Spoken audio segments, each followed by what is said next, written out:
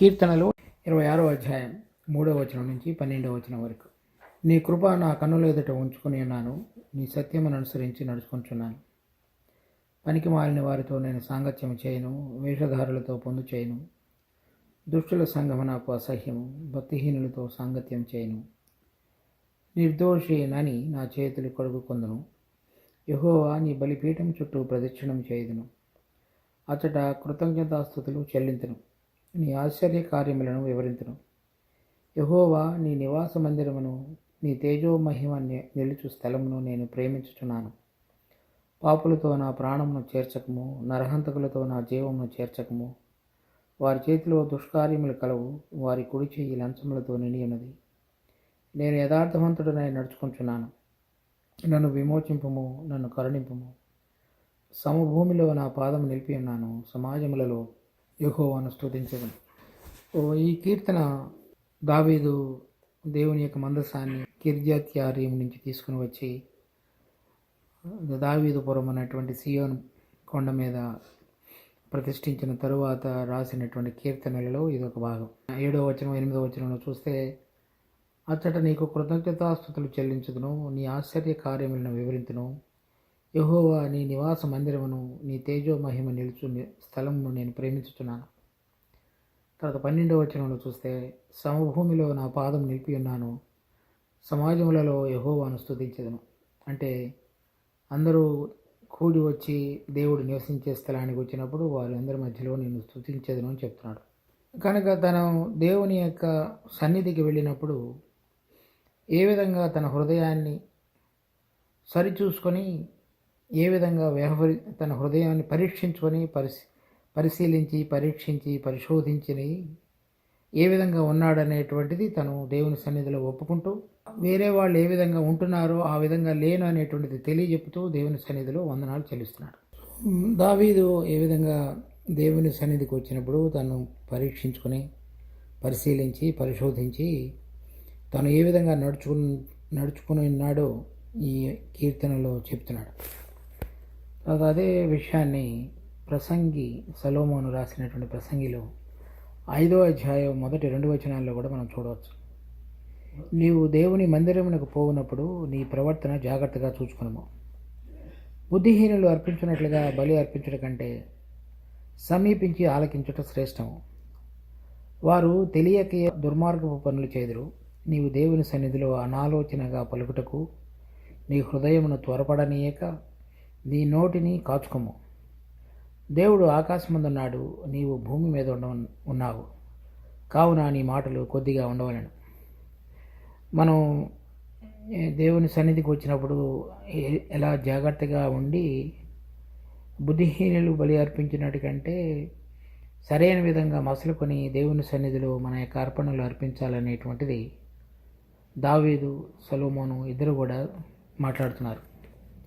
So ఇక్కడ మనం ఈ కీర్తన 26వ అధ్యాయంలో కొన్ని వచనాలు కనుక చూసినట్లయితే, సో దావీదు తన యొక్క జీవితంలో ఎలా నడుచుకొని ఉన్నాడు అనేటువంటిది 3వ వచనంలో చెప్పినాడు. నీ కృప నా కన్నుల ఎదుట ఉంచుకొని ఉన్నాను, నీ సత్యమును అనుసరించి నడుచుకుంటున్నాను. అంటే నువ్వు ఏ విధంగా నన్ను జీవించాలని కోరుతున్నావో ఆ విధంగా నడుచుకోగలగటానికి అవసరమైనటువంటి నీ కృప ఏదైతే ఉన్నదో దానికి అనుసారంగా నేను నడుచుకుంటున్నానని చెప్తున్నాను. మామూలుగా మనం పాత నిబంధనలో ధర్మశాస్త్రానుసారంగా నడుచుకునటం అనేటువంటిది మోషే వాళ్ళకు ఆజ్ఞాపించిన దాని అంతటిని బట్టి అది సరైనది. కానీ ధర్మశాస్త్రానుసారంగా నడిచినప్పుడు ఏ మనుషుడు కూడా నీతిమంతుడిగా దేవుని ఎదుట ఎంచబడజాలడు. అది రోమాపత్రిక 3వ అధ్యాయంలో పౌలు చెప్తున్నాడు. అయితే దావీదు దానికి మించి నూతన నిబంధనలో ఉన్నటువంటి దేవుని యొక్క కృపా సత్యం ఏదైతే ఉన్నదో ప్రభు అయిన యేసుక్రీస్తు ద్వారా మన అందరికీ బయలుపరచబడిందో అటువంటి విధంగా ఆ అనుభవంతో తన జీవితాన్ని అంతటిని కూడా జీవించిన వాడుగా మనం చూడవచ్చు. ఉదాహరణకి తను సౌలు చేత తరవబడుతున్నప్పుడు సౌలును చంపగలగటానికి కలిగిన అవకాశంలో చంపకుండా విడిచిపెట్టడం. పాత నిబంధన ప్రకారం అయితే అతను చంపవచ్చు. తర్వాత కుమారుడైన అబ్షాలోము తనకు వ్యతిరేకంగా లేచినప్పుడు శత్రువుగా గమనించి చూచినట్లయితే అతను కూడా చంపవచ్చు. కానీ ఇంకా వేరు వేరు గుణాలు కూడా అటువంటి సందర్భాలలో కూడా అతడు కృపాసహితంగా వ్యవహరించున్నాడు. అంటే దేవుని యొక్క నియమం అంత పూర్తిగా తెలియపరచబడకపోయినప్పటికీ పాత నిబంధనలో, క్రొత్త నిబంధనలో ప్రభు అయిన యేసుక్రీస్తు ద్వారా కృపను, సత్యాన్ని మనం కృప వెంబటి కృపను ఏ విధంగా పొంది మన జీవితంలో జీవించగలగటానికి దేవుడు మనకు సహాయం చేసేవాడిగా ఉన్నాడో, ఆ అనుభవాన్ని కలిగి జీవించిన వాడుగా దావీదు యొక్క జీవితంలో మనం చూస్తాం. దావీదు తన సొంత శక్తి బలం ద్వారా కాకుండా దేవుని యొక్క కృపను ఆధారం చేసుకుని జీవించిన వాడుగా ఉన్నాడు. రోమాపత్రిక 6వ అధ్యాయం 14వ వచనం, మీరు కృపకే కానీ ధర్మశాస్త్రములకు లోనైన వారు కారు కనుక పాపము మీ మీద ప్రభుత్వం చేయదు. అట్లయిన ఎడల కృపకే కానీ ధర్మశాస్త్రములకు లోనగు వారము కామని పాపము చేయదమా? అది అన్నిటికీ కూడదు. కనుక ఇక్కడ నూతన నిబంధనలో కూడా దేవుని యొక్క కృప ద్వారా ధర్మశాస్త్రం ప్రకారంగా కాకుండా మన పాపములను ఒకసారి క్షమించటం మాత్రమే కాకుండా అదే కృప ద్వారా పాపం మీద జయం పొంది దేవుడు కోరిన విధంగా జీవించగలగటానికి కూడా మనకు వరంగా ప్రసాదించబడినటువంటి కృపను నూతన నిబంధనలో మనం ఏ విధంగా జీవించాలో అది వాక్యం తెలియజేస్తుంది. అటువంటిదే దావీదు కూడా పాత నిబంధనలో కూడా అదే విధంగా జీవించిన వాడుగా ఉన్నాడు. రోమాపత్రిక 5వ అధ్యాయం 20-21 వచనాలు, మరియు అపరాధము విస్తరించినట్లు ధర్మశాస్త్రము ప్రవేశించను, అయినను పాపము మరణమును ఆధారం చేసుకుని ఎలాగో ఏలెనో అలాగే నిత్య జీవము కలుగుటకై నీతి ద్వారా కృపయు మన ప్రభు అయిన యేసుక్రీస్తు మూలముగా ఏలు నిమిత్తము పాపము ఎక్కడ విస్తరించునో అక్కడ కృప అపరిమితముగా విస్తరించును. కనుక మన హృదయంలో ఉన్నటువంటి పాపపు ఆలోచనలు, తలంపులు, క్రియలు వాటన్నిటి మీద జయం పొందగలిగేటట్లుగా దేవుని జీవాన్ని ఆయన కృప ద్వారా మనం అనుభవించగలిగేటువంటి విధంగా దేవుడు నూతనమైన మార్గాన్ని మన కొరకై తెరిచాడు.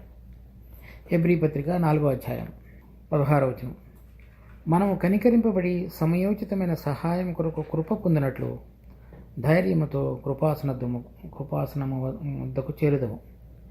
కనుక ఇక్కడ ఈ 3-4 అధ్యాయాలలో హెబ్రీ పత్రికలో వాళ్ళు వాగ్దాన దేశంలో చేరవలసిన వాళ్ళు చేరలేకపోయారు.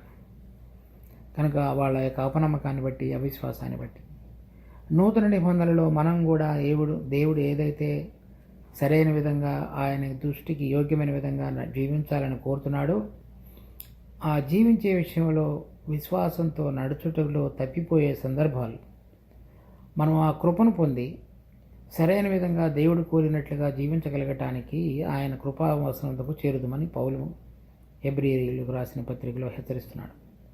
కనుక మన జీవితంలో కూడా మనము దేవుడు కోరిన విధంగా జీవించగలగటానికి ఆయన మనకు అనుగ్రహించినటువంటి పరిశుద్ధాత్మ శక్తి మనలో ఉంటూ పనిచేస్తున్నప్పుడల్లా ఆయన కృప మీద ఆధారపడి మనం జీవించగలగటానికి మనం దినదినం అభ్యాసం చేసుకోవాలి. తర్వాత కీర్తన 26వ అధ్యాయం 3వ వచనంలో 2వ పంక్తి, నీ సత్యమును అనుసరించి నడుచుకుంటున్నాను. కనుక మనుషులు వాళ్ళకి కలిగినటువంటి బుద్ధి, జ్ఞానం చొప్పున ఏది వాళ్ళకి తోచిందిగా ఉందో దాని ప్రకారంగా నడిచేవాళ్ళుగా ఉంటారు. కనుక దావీదు కానీ ఎప్పుడు కూడా దేవుని దృష్టిలో ఏది సత్యమైనది, ఏది ఆయన అంగీకరించుతాడు, నేను ఏ విధంగా నడవాలనేటువంటి దాన్ని గుర్తుగా పెట్టుకుని నడిచాడు. సో మొట్టమొదటిలో దేవుడు ఆదాము హవ్వలను సృష్టించి ఏదేను తోటలో పెట్టినప్పుడు అపవాది అయినటువంటి సర్పం వచ్చి హవ్వతో మాట్లాడినటువంటి విషయంలోనే మొట్టమొదటి మాటలోనే అబద్ధం ఉన్నది. ఉదాహరణకు చూడండి, ఆదికాండం 3వ అధ్యాయం 1వ వచనం, దేవుడైన యెహోవా చేసిన సమస్త భూజంతువులలో సర్పము యుక్తిగలదైనను, అది ఆ స్త్రీతో, ఇది నిజమా? ఈ తోట చెట్లలో దేని ఫలములనైనను మీరు తినకూడదని దేవుడు చెప్పినా అని అడిగాను. మాట్లాడినప్పుడు ఇది నిజమా అనేటువంటి ప్రశ్నలోనే అబద్ధం అనేటువంటి విత్తనాన్ని విత్తుతున్నాడు. అందుకనే ప్రభు యూదులతో మాట్లాడినప్పుడు యోహాను సువార్త 8వ అధ్యాయం 44వ వచనం, మీరు మీ తండ్రి యొక్క అపవాది సంబంధులు మీ తండ్రి దురాశలో నెరవేర్చుకొచ్చున్నారు. ఆది నుండి వాడు నరహంతకుడయండి సత్యమందు నిలిచినవాడు కాడు. వాని యందు సత్యమే లేదు. వాడు అబద్ధమాడినప్పుడు తన స్వభావమును అనుసరించి మాట్లాడును. వాడు అబద్ధికుడును అబద్ధమునకు జనకుడునై ఉన్నాడు. అంటే అబద్ధము అతని ద్వారానే ప్రారంభమైంది. ఎవరెవరైతే అతడు చెప్పిన విధంగా నడిపించబడతారో, లేక మారు మనసు పొందినప్పటికీ కూడా మంచి చెడు అనేటువంటి జ్ఞానాన్ని బట్టి నడిపించబడతారో, వాళ్ళందరూ కూడా ఇంకనూ అతని ప్రభావం ద్వారా నడిపించబడేవారుగా ఉన్నారని చెప్పవచ్చు. కానీ దావీదు ఏం చెప్తున్నాడు? నేను సత్యమును అనుసరించి నడుచుకుంటున్నాను. ఎవరైతే ఈ అబద్ధమునకు జనకుడు లేకపోతే అతని యొక్క ప్రభావం కింద ఉండి సత్యం కాకుండా జీవించేటువంటి వాళ్ళందరూ కూడా దాని కింద వచ్చేటువంటి ప్రమాదం ఉన్నది. దావీదు తన జీవితాన్ని పరీక్షించుకున్నప్పుడు దేవుని మీద, ఆయన కృప మీద ఆధారపడి ఏది సత్యమైనదో, అంటే దేవుడు ఏది చెప్తున్నాడో అది చూడగలిగి దాని ప్రకారంగా నడుచుకుని జీవించేవాడుగా ఉన్నాడు. మన జీవితంలో మనకు కళ్ళకు కనపడేటువంటిది కాదు, మన జ్ఞానానికి తోచింది కాదు, మన మనసుకు గోచరమైనది కాదు, విశ్వాసం ద్వారా దేవుని యొక్క మాటలను తెలియపరచబడిన వాటన్నిటినీ కూడా ఆ సత్య సంబంధమైనటువంటి మన ప్రభు అయినటువంటి యేసుక్రీస్తు యొక్క మాటలను యథార్థంగా గ్రహించి ఆ వెలుగులో విశ్వాసులమైన మనం నడుచుకోవలసిన విధంగా ఉన్నాం. ఇక్కడ మనం 44వ అధ్యాయంలో చాలా స్పష్టంగా ఉంది, వాడు అబద్ధమునకు జనకుడు. దావీదు ఏం చెప్తున్నాడంటే నేను సత్యమును అనుసరించి నడుచుకుంటున్నాను. ఇక్కడ ప్రభువు కూడా అక్కడ ఉన్నటువంటి యూద మత విష్టులు వాళ్ళని గురించి చెప్తున్నది ఏంటంటే మీలో సత్యమే లేదు. దావీదు ఏం చెప్తున్నాడంటే నేను సత్యమును అనుసరించి నడుచుకుంటున్నాను. కనుక మన జీవితంలో కూడా దేవుడు కోరుతున్నటువంటి ఆ రెండు విషయాలు, కృప, సత్యము, అవి ఆ రెండు కూడా ప్రభు అయిన యేసుక్రీస్తు ద్వారా ప్రత్యక్షపరచబడ్డాయి.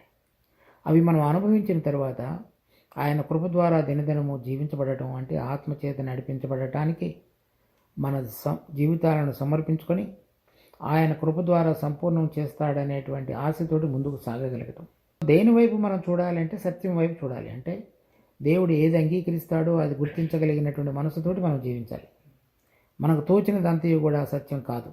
తర్వాత మరలా కీర్తనలు 26వ అధ్యాయం 4వ వచనం, పనికి మాలిన వారితో నేను సాంగత్యం చేయను, వేషధారల పొందు చేయను, దుష్టుల సంఘము నాకు అసహ్యము.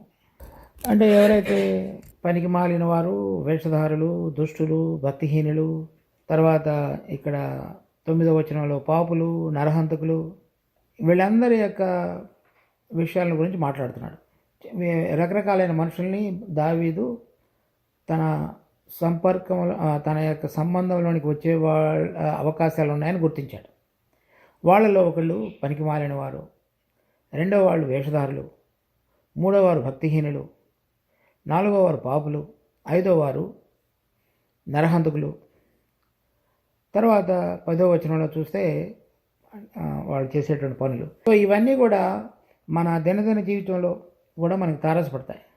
కానీ పౌలు మొదటి కోరింది 5వ అధ్యాయంలో చెప్తున్నాడు, 9వ వచనం, జారులతో సాంగత్యం చేయవద్దని నా పత్రికలో మీకు రాసి ఉంటేనే, అయితే ఈ లోకపు జారులతోనైనను, లోహులతోనైనను, దోచుకుని వారితోనైనను, విగ్రహారాధికులతోనైనను ఏమాత్రమును సాంగత్యం చేయవద్దని కాదు. అలాగైతే మీరు లోకంలో నుండి వెళ్ళిపోవలసి వచ్చిన కదా. ఇప్పుడైతే సహోదరుడు అనబడిన వాడు ఎవడైనా జారుడు కానీ, లోబి కానీ, విగ్రహారాధికుడు కానీ, తిట్టుపోతు కానీ, త్రాగుబోతు కానీ, దోచుకున్నవాడు కానీ అయి ఉన్న ఎడల అటువానితో సాంగత్యము చేయకూడదు, భుజింపునకూడదని మీకు రాయిచున్నాను. కనుక లోకంలో ఉన్న వాళ్ళతోటి చాలామందికి మనం సహవాసతలో కనుక కలిగి ఉంటే అలా చేయనని దావీదు చెప్తున్నాడు. పౌలు కూడా హెచ్చరిస్తున్నాడు. అంటే పౌలు వాళ్ళతో సాంగత్యం చేయవద్దని అంటే ఏంటి అంటే అర్థం, మనం ఏదైతే గట్టిగా వాళ్ళతో సంబంధం కలిగి మన వ్యాపార విషయాలు, ఇతర విషయాల్లో కలిసి నడిచే వాళ్ళంగా ఉంటామో ఆ విధంగా చేయకూడదని చెప్తున్నాడు. ఇక్కడ దావీదు చెప్తున్నది కూడా అదే, నేను పనికి మాలిన వారితో నేను సాంగత్యం చేయను, అంటే నేను వాళ్ళతో కలిసి నడవను అని చెప్తున్నాడు.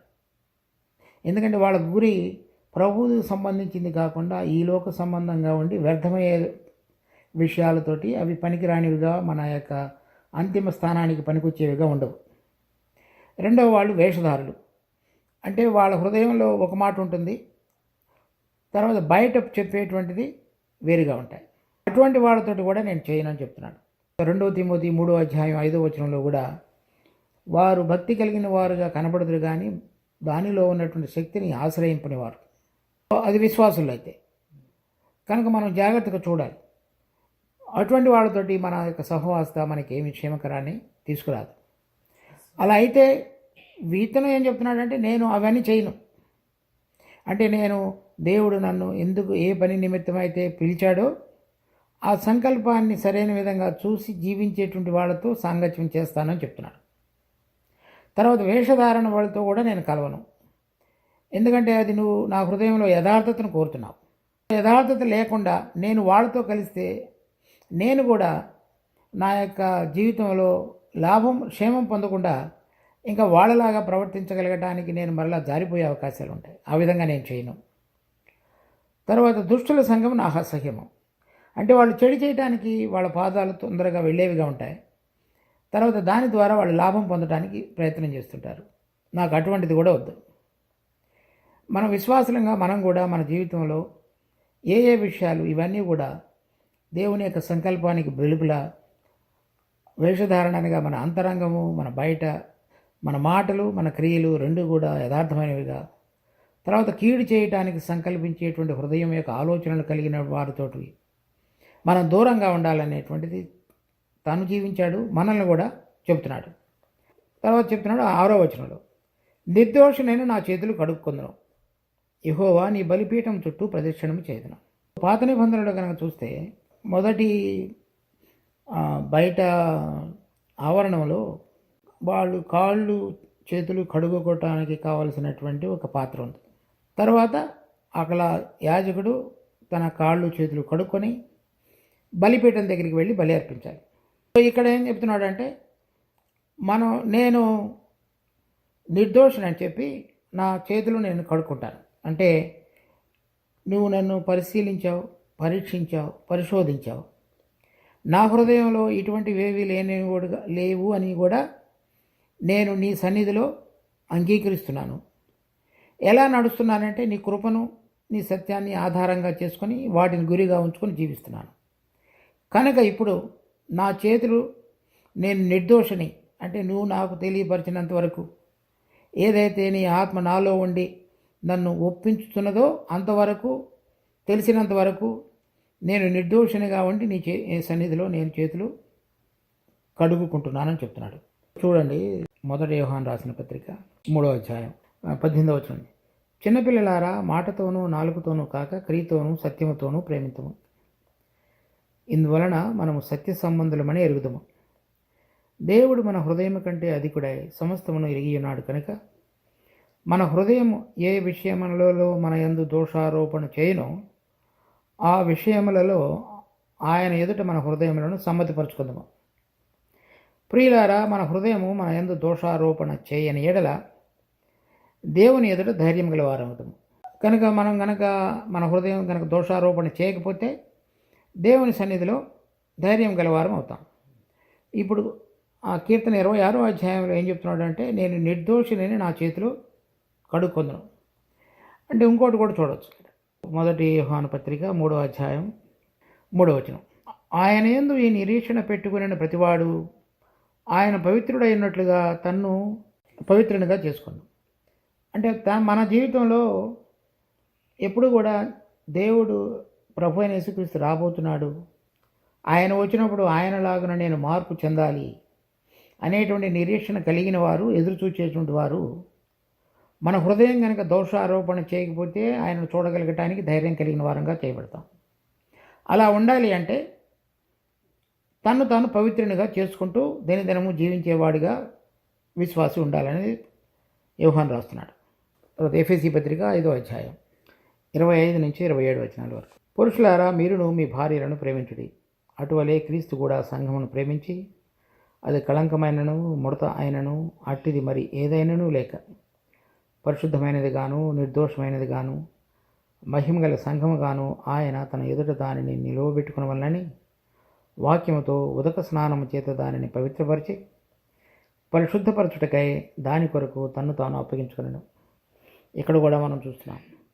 అంటే మన విశ్వాస జీవితంలో ఒకసారి ప్రభువైన యేసుక్రీస్తు యొక్క రక్తం చేత విమోచించబడిన తరువాత మన దినదిన జీవితంలో ఎటువంటి విధంగా మన హృదయము, మన క్రియలు, మన మాటలు అవన్నీ ఉన్నాయో పరీక్షించుకుంటూ ఆయన సన్నిధిలో ఆయన వచ్చినప్పుడు లేవనెత్తబడగలగటానికి కావలసినటువంటి పరిశుద్ధతను సంతరించుకొని ముందుకు మన జీవితంలో కొనసాగుటకు ఆయన తన యొక్క పవిత్ర వాక్యం అనేటువంటి ఉదక స్నానం చేత మనని పరిశుద్ధుడిగా చేసేవాడిగా ఉన్నాడు. దాని తరువాత యోహాను సువార్త 13వ అధ్యాయం 8వ వచనం. పేతురు, నువ్వెన్నడూ నా పాదములు కడగరాదని ఆయనతో అనెను. అందుకు యేసు, నేను నిన్ను కడగని ఎడల నాతో నీకు పాలు లేదనను. కనుక మన వాళ్ళందరూ కూడా శిష్యులు మారు మనసు పొంది ప్రభుని, మరి దేవుని కుమారుడైనటువంటి క్రీస్తుని నమ్మి విశ్వసించి ఆయనతో పాటుగా పయనం చేసిన వాళ్ళు. కానీ ప్రభు వాళ్ళ యొక్క పాదాలు కడగేటువంటి సందర్భంలో పేతురు చెప్పాడు, నువ్వు నా పాదాలు కడగవద్దాడు. నేను కనుక నీ పాదములు కడగపోతే నాతో నీకు పాలు లేదన్నాడు. అంటే రాబోయేటువంటి 1000 ఏళ్ల పరిపాలనలో ఆయనతో పాటుగా కలిసి ఏలటానికి పనికి వచ్చేటువంటి అర్హత ఉండదు అని చెప్తున్నాడు. మనం 1 యోహాను 3వ అధ్యాయంలో కానీ చూసిన 2 వచనాల్లో, తర్వాత ఇక్కడ చూసేటువంటి వచనంలో, ఎఫెసీ పత్రిక 5వ అధ్యాయం 26వ వచనంలో సూచింది. ఇవన్నీ కూడా ఆ రోజు పరిశుద్ధంగా జీవించడానికి ఏ విధంగా వాక్యంలో యొక్క వెలుగులో మనం పరీక్షించుకుంటూ జీవించాలో దాని గురించి మాట్లాడుతున్నారు. సో దాన్ని మనం గమనించి సరైన విధంగా మన జీవితంలో కూడా ప్రతిరోజు ఏ విధంగా ఎక్కడెక్కడ మనకు తెలియకుండానే మనం బయటికి వెళ్ళినప్పుడు లోక మాలిన్యము మన ప్రమేయం లేకుండానే మనకు అంటుకున్నాయో వాటన్నిటిని కూడా శుద్ధి చేసుకుంటూ సరైన విధంగా మన అంతఃకరణాన్ని శుద్ధీకరించగలిగినటువంటి విధంగా జీవించగలుగుటకు మనం దినదిన అభ్యాసం చేయాలి. దావీదు చెప్పేది ఏంటంటే, నేను నిర్దోషనని నా చేతులు కడుక్కుంటాను. అంటే అటువంటి విధంగా శుద్ధీకరించుకొని నీ బలిపీఠం దగ్గరికి వచ్చి, అంటే నా బలిని ఏదైతే నీకు అప్పగించాలని చూస్తున్నానో దాని చుట్టూ ప్రదక్షిణం చేస్తానని చెప్తున్నాడు. అంటే ఆ ప్రదక్షిణం అనేటువంటిది ఏంటి? నా జీవితాన్ని నీకు సమర్పించుకున్నటువంటి విధంగా అప్పగించబోతున్నానని చెప్తున్నాడు, లేకపోతే అప్పగించుతున్నానని చెప్తున్నాడు.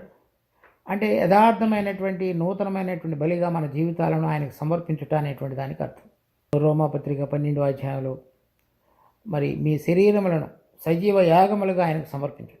అలాంటి దానిని నేను నీ బలిపీఠం చుట్టూ వచ్చి ముందు చేతులు కడుక్కొని, అంటే శుద్ధీకరించబడిన తర్వాత నీకు అంగీకారయోగ్యమైనటువంటి బలిని నా హృదయంలో నిన్ను గురించినటువంటి యొక్క ధ్యానము, నడక, మాటలు, ఆలోచనలు అవన్నీ కూడా నీకు ఇప్పుడు యథార్థంగా అంగీకరించబడటానికి మడత మచ్చ లేనటువంటి విధంగా నా జీవితం నీ ఎదుట ఉన్నదనేటువంటిది పరీక్షించుకుంటూ నీ సన్నిధికి వచ్చి నన్ను నేను అప్పగించుకుంటున్నానని చెప్తున్నాడు. 7వ వచనం. అతడిని కృతజ్ఞతాస్తుతులు చెల్లింతును, నీ ఆశ్చర్య కార్యములను వివరించును. అప్పుడు నీ ఆశ్చర్య కార్యములు ఏంటి? నువ్వు నాకు చేసినటువంటి ఆశ్చర్యకార్యం అనేక మంది రకరకాలుగా వాళ్ళు పొందినటువంటి లబ్ధి, తర్వాత ఈలోక సంబంధమైన ఆశీస్సులు, లేక ఇంకా దేవుడు వాళ్ళని ఏ విధంగా స్వస్థపరిచాడో, వేరు వేరు విషయాల్లో వాళ్ళకి క్షేమం కలిగిందో అవన్నీ చెప్తుంటారు. ఆ కృతజ్ఞతాస్తుతులు అది కాదు. తను యొక్క జీవితంలో ఒక మనిషిగా దేవుడిని ఎరగకముందు ఎలా ఉన్నాడు, దేవుని యొక్క ఆత్మ తనను తాకిన తరువాత పరలోకంలో పరిశుద్ధుడైనటువంటి దేవుడు పడిపోయినటువంటి మనిషితో వ్యవహరించి ఆ మనిషి యొక్క స్వభావాన్ని పరలోక సంబంధమైనదిగా మార్చాడు. అది అన్నిటికంటే గొప్ప ఆశ్చర్యకార్యం. ఒక చోట ప్రభు అడుగుతాడు, అంటే యెషయా గ్రంథంలో, ఎవరైనా సరే కూషు దేశస్థుడు తన చర్మపు రంగును మార్చుకొనగలడా? అంటే ఎవరు కూడా వాళ్ళ అంతరంగ స్వభావాన్ని మార్చలేరు. కానీ అది మార్చగలిగినటువంటి సామర్థ్యం కలిగినటువంటి దేవుడు, పరిశుద్ధాత్మ దేవుడు మనలో ఉండి ఈ విధంగా నేను నడుచుకొనకూడదు, ఈ విధంగా దేవుడికి ఆమోదకరం కాదు, ఈ విధంగా జీవించాలనేటువంటి అవగాహనలోనికి రాగలిగి ఆ విధంగా జీవించగలిగి నిర్దోషులని చేతులు కడుక్కొని మరి యథార్థమైన హృదయంతో బలిపీఠం చుట్టూ తన జీవితాన్ని సమర్పించుకుంటాను, అది ఆయనకు నిజమైనటువంటి కృతజ్ఞతార్పణ అనేటువంటి మనసు కలిగి ఆయన చేసినటువంటి ఆశ్చర్యకార్యం ఏమిటి? నేను ఇదివరకు దేవుని ఎదుట అయోగ్యుడిను, ఇప్పుడు యోగ్యుడిగా ఆయన కృప ద్వారా చేయబడ్డానని చెప్పగలిగితే అది అన్నిటికంటే గొప్ప ఆశ్చర్యకార్యం. ఒక మనిషి దేవుని ద్వారా తాకబడి ఆయన ఆత్మ ద్వారా అంతరంగ స్వభావంలో మార్పు తీసుకుని రాబడి దేవుని దృష్టికి ఆమోదకరంగా జీవించగలిగినటువంటి జీవితం నిజమైనటువంటి కృతజ్ఞతార్పణ. 8వ వచనం, యెహోవా నీ నివాస మందిరమును నీ తేజో మహిమ నిలుచు స్థలమును నేను ప్రేమించుచున్నాను. అటువంటి భక్తులు ఆ విధంగా కలిసి వచ్చినప్పుడు దేవుడు వారందరిలో కూడా పనిచేసినటువంటి ఆ పరలోక సంబంధమైన మార్పు చెందినటువంటి జీవితాల ద్వారా ఆయన నివసించేటువంటి స్థలం ఉంటుంది. ఆ నివసించేటువంటి స్థలంలో ఆయన తేజో మహిమ ఏమిటి? ఇదివరకు అబద్ధంలో ఉన్నటువంటి మనుషులందరూ కూడా సత్యంలోనికి రావటం, చీకటిలో ఉన్న వాళ్ళందరూ కూడా వెలుగులోనికి నడిపించబడటం, దేవుడు తెలియని వారు నిజమైనటువంటి దేవుడిని ఎరిగి ఆయన కోరిన విధంగా వాళ్ళ జీవితాలను మరల్చుకొని జీవించటం, అదంతయు కలిపే అది ఆయన యొక్క తేజో మహిమ. అటువంటి విధంగా నేను జీవిస్తానని చెప్తున్నాడు. అంతకుముందు ఏం చెప్పాడు? నేను వేషధారులతో పొందు చేయను, వీళ్లతో నడవను, వాళ్లతో సాంగత్యం చేయను అని చెప్పాడు. ఇప్పుడు ఆ తేజో మహిమ నివసించేటువంటి స్థలాన్ని నేను ప్రేమించి ఇక్కడ 12వ వచనంలో చెప్తున్నాడు, సమభూమిలో నా పాదము నిలిపి ఉన్నాను, సమాజంలో యెహోవాను స్తుతించెదను. అంటే అటువంటి విధంగా మార్పు చెంది నిన్ను ప్రేమించి వాళ్ళ జీవితాలను కడుక్కుంటూ వాళ్ళ యొక్క జీవితాలు నీకు సజీవమైన యాగముగా సమర్పించుకోటువంటి దృక్పథంతో నీ బలిపీఠం చుట్టూ తిరిగి వాళ్ళు నీవు చేసినటువంటి ఆశ్చర్య కార్యాలను బట్టి నిన్ను స్తుతించేటువంటి గుంపు ఏదైతే ఉన్నదో దాంట్లో నా సహవాసం ఉన్నది అని చెప్తున్నాడు. అటువంటి వాళ్ళతోటి నీ నివాస మందిరము నీ తేజో మహిమ నివసిస్తుంది, దానిని నేను ప్రేమిస్తానని చెప్తున్నాడు. లోకంలో ఉన్నటువంటి పనికి మారిన వారు, వేషధారులు, దుష్టులు, పాపులు, అది ఇక్కడ విశ్వాసులుగా పిలువబడి దేవుని యొక్క కృపను ఆధారం చేసుకొని దేవుని యొక్క సత్యాన్ని తెలుసుకొని అబద్ధం నుంచి వేరుపరచబడి దినదినము వాళ్ళ యొక్క చేతులు నిర్దోషులుగా కడుక్కుంటూ సమర్పణ జీవితంతో ప్రభువుకు దగ్గరగా రాగలిగినటువంటి బిడ్డల జీవితాలు, అది నాకు పొత్తు. వాళ్ళతోటి నా సాంగత్యం, వాళ్ళతో నేను కూర్చుండటం, లేవటం, వాళ్ళతో కలిసి నడవటం, అటువంటి స్థలాన్ని నేను ప్రేమిస్తున్నాను. అంటే ఆ బిడ్డలు అటువంటి విధంగా మార్పు చెందిన వారితో సహవాసత, నా సాంగత్యము, నా జీవితం ముడివేయబడి ఉన్నది, నేను దాన్ని ప్రేమిస్తున్నాను. 9వ వచనం, పాపులతో నా ప్రాణమును చేర్చకము, నరహంతకులతో నా జీవమును చేర్చకము, వారి చేతిలో దుష్కార్యములు గలవు, వారి కుడి చేయి లంచములతో నిండి ఉన్నది. అంటే వీళ్ళందరూ కూడా పాపులు ఎక్కడికి చేర్చబడతారు అనేటువంటిది దావీదుకి అవగాహన ఉంది. వాళ్ళందరూ కూడా చీకటి స్థలాల్లోనికి చేర్చబడతారు, పాతాళంలో ఉన్నటువంటి కటిక చీకటిలోనికి త్రోసివేయబడతారు, అక్కడ వెలుగు ఉండదు. ఆ స్థలంలోనికి నన్ను చేర్చకమని చెప్తున్నాడు. 45వ అధ్యాయం 14వ వచనంలో దాని గురించి రాయబడింది. తర్వాత 11వ వచనంలో, నేను యథార్థవంతుడనై నన్ను నడుచుకుంటున్నాను, నన్ను విమోచింపుము, నన్ను కరుణింపుము. కనుక నేను ఆ స్థలానికి వెళ్లకుండా నీవు నాకు నియమించినటువంటి వెలుగు స్థలానికి, నీతో సహవాసత సన్నిధి కలిగి ఉండగలిగి నేను ఆనందించగలిగినటువంటి దానికి నేను చేరగనట్లుగా నన్ను విడిపించము. ఎందుకంటే నేను ఈ విధంగా జీవిస్తున్నాను కనుక, నిర్దోషులని నా చేతులు కడుగుకొని ఉన్నాను కనుక, ఎక్కడైతే నీ వెలుగు, నీ మహిమ నివసిస్తున్నదో నేను దాన్ని ఇక్కడ ప్రేమిస్తున్నాను. నేను ఈ జీవితాన్ని విడిచిపెట్టి వెళ్ళిన తరువాత అదే స్థలంలో నీ మహిమను చూడగలిగేటట్లుగా నన్ను సిద్ధపరచు అని చెప్తున్నాడు. 12వ వచనం, సమభూమిలో నా పాదము నిలిపి ఉన్నాను, సమాజములలోని యెహోవాను స్తుతించెదను. అంటే నేను నా జీవితంలో సరైన విధంగా నడుచుకోగలగటానికి సమభూమి, లోకంలో ఉన్న మార్గములన్నీ కూడా ఎత్తు దిగుడులు, తర్వాత అటు ఇటు విశాలంగా ఉన్నది మార్గం. కానీ నేను ఇటువంటి మార్గంలో జీవిస్తున్నప్పుడు నా పాదములు మరలా తొట్టిల్లకుండా నిలబడగలగటానికి నా హృదయాన్ని స్థిరపరచుకున్నాను. అంటే దేవునితో నా సంబంధం, నేను ఈ లోకం నుంచి వెళ్ళిపోయిన తర్వాత నీతో కలిసి ఉండవలసిన సహవాసత, దాని కొరకై నా హృదయాన్ని ఇప్పుడు సిద్ధపరచుకున్నాను.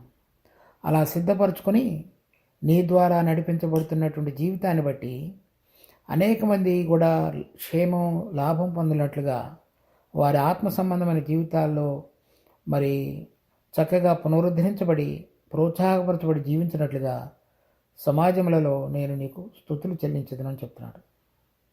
కనుక మన విశ్వాస జీవితంలో ఆత్మ సంబంధంగా మనందరం కూడా ఏది ప్రత్యేకపరచపరుచుకొని, ఏది హత్తుకొని, ఏది విడిచిపెట్టిన తర్వాత ఏ విధంగా ప్రభువుతో జీవించి మన మనస్సాక్షి ఏ ఏ విషయాలలో దోషారోపణ చేస్తున్నదో వాటన్నిటినీ కూడా శుద్ధీకరించుకుంటూ ఆ వాక్యం అనేటువంటి ఉదక స్నానం చేత శుద్ధీకరించబడి పవిత్రపరచబడి ప్రభు యొక్క రాకడ కొరకు ఎదురు చూస్తూ ఇప్పుడు అటువంటి సహవాసంలో జీవించుతూ రాబోయే దినాల్లో కూడా ఆయనతో పాటుగా కలిసి ఆ విధంగా ఉండగలగటానికి మన మనసును ప్రేరేపించుకుంటూ మన జీవితాన్ని మనం గడుపుదాం. ప్రార్థన చేసుకుందాం. మా జీవం కలిగిన తండ్రి, మీ కృపలో మాకు ఇచ్చిన ఈ భాగాన్ని బట్టి వందనాలు. దీన్ని దయతో మా అందరికీ ఆశీర్వాదకరంగా మార్చండి. మేము చక్కగా ప్రభువా మరి ఈ లోకంలో ఉంటుండగా వేరైన జీవితం కొరకు మమ్మల్ని పిలిచారు. మరి దాని విలువను మేము గుర్తెరిగి సరైన విధంగా జీవించగలగటానికి కావలసిన దయను కనపరచు. మరి మీ కృపను ఆధారంగా కలిగి జీవించగలుగుటకు, ప్రతి విషయంలో కూడా కృపను పొందగలిగినట్లుగా మీ కృపా సింహాసనం వద్దకు చేరుటకు ప్రభా దినదినము పవిత్రపరచుకుంటూ నిర్దోషిగా చేతులు కడుక్కుంటూ మీ బలిపీఠం చుట్టూ ప్రదక్షిణం చేయగలిగిన విధంగా మా జీవితాలను ఉంచమని కట్టమని వేడుకుంటున్నాం.